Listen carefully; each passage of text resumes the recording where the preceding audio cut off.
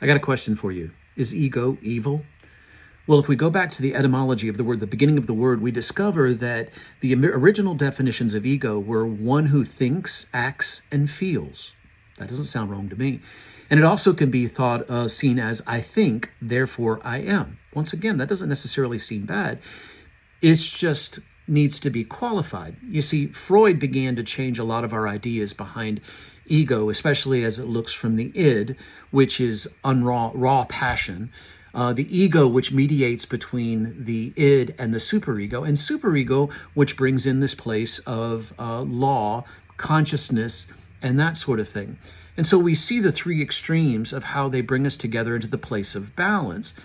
But I got a question for you, because if ego is defined by I think, therefore I am, then isn't that also the basis that propels me on to accomplish goals that I have set for myself?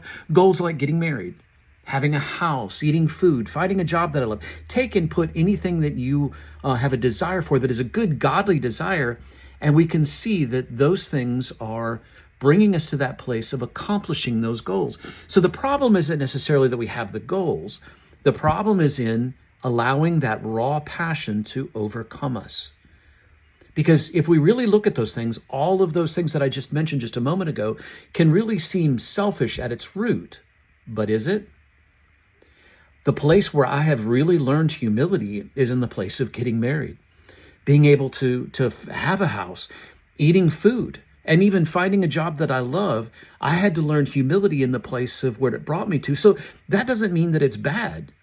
As a matter of fact, as I look at this, ego itself in its base form like this isn't evil, but it's actually necessary because it does allow me to take those desires and to move towards those desires, godly desires that he set inside of my heart.